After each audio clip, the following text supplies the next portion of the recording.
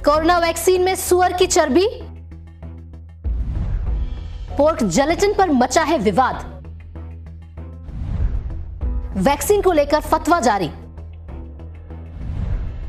मुसलमान नहीं लगवाएंगे कोरोना वैक्सीन। कोविड-19 के टीकाकरण अभियान में वैक्सीन में इस्तेमाल हुई एक चीज बड़ी रुकावट बन सकती है। दरअसल कोरोना की वैक्सीन में पोर्क जेलेटिन के इस्तेमाल होने की बात उठने के बाद से कुछ समुदायों के बीच इसे लेकर बहस छिड़ गई है, जिससे टीकाकरण अभियान पर बड़ा असर पड़ सकता है।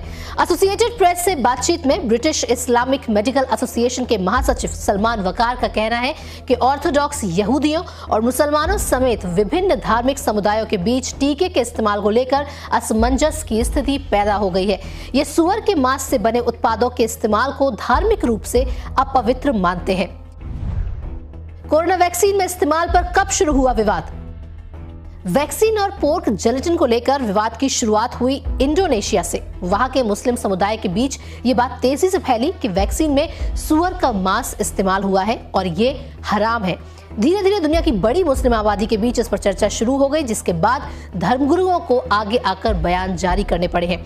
इस्लामिक धर्मगुरुओं के बीच इस बात को लेकर असमंजस है कि सुअर के मांस का इस्तेमाल कर बनाए गए टीके इस्लामिक कानून के तहत जायज हैं या नहीं। पोर्क जेलेटिन पहले भी हो चुका है विवाद।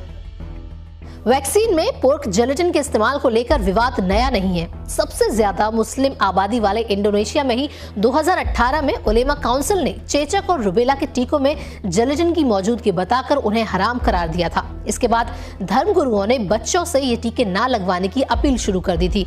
हालांकि बाद में काउंसिल ने टीका लगवाने की छूट दे दी, मगर इससे शुरुआत में बने माहौल के चलते बड़ी संख्या में बच्चे टीकाकरण से वंचित रह गए। दुनिया भर की कंपनियों ने क्या कहा? एसोसिएटेड प्रेस के मुताबिक फाइजर, मॉडर्ना और एस्ट्राजेनेका के प्रवक्ताओं ने कहा है कि उनके कोविड-19 टीकों में सुअर के मांस से बने उत्पादों का इस्तेमाल नहीं किया गया है।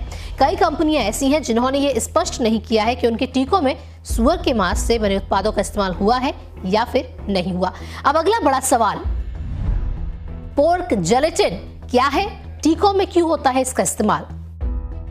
जेलेटिन ऐसी चीज है जो जानवरों की चर्बी से मिलता है। सुअरों की चर्बी से मिलने वाले जेलेटिन को पोर्किन जेलेटिन या फिर पोर्क जेलेटिन कहते हैं। दवाएं बनाने में जेलेटिन का इस्तेमाल कई तरह से होता है।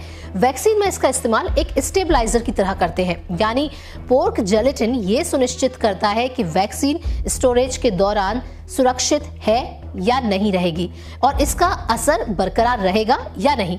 वैक्सीन बनाने वाली कंपनियां कई तरह के स्टेबलाइजर्स पर टेस्ट करती हैं। जो मुफीद होता है उसका इस्तेमाल करती हैं। वैक्सीन में इस्तेमाल होने वाला जेलेटिन बेहद प्यूरिफाइड भी होता है और इसे पेप्टाइड्स में तोड़कर इस्तेमाल किया जाता है। बिना पोर्क जेलेटिन के बन सकती है वैक्सीन? यूके की नेशनल हेल्थ सर्विस के मुताबिक अलग स्टेबलाइजर संग वैक्सीन डेवलप करने में फिर से सालों लग जाते हैं। ऐसा भी हो सकता है कि वैक्सीन बन ही न पाए।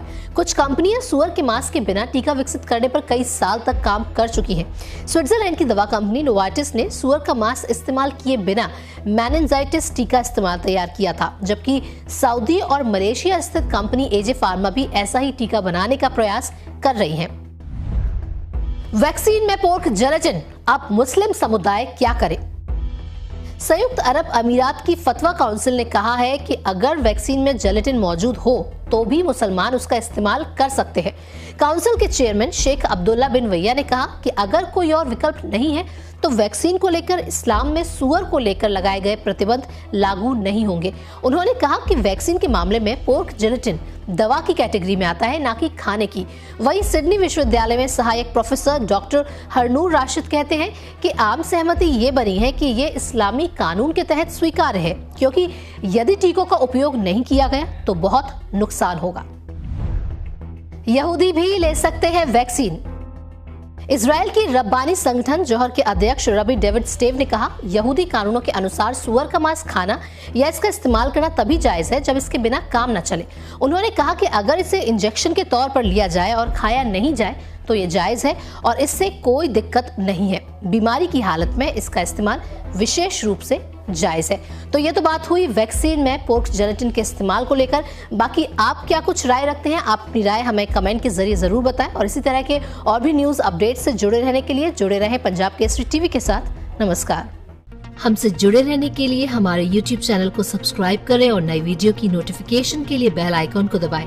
अगर आप ये वीडियो Facebook पर देख रहे हैं तो लाइक जरूर करें और ज्यादा से ज्यादा शेयर करें। धन्यवाद।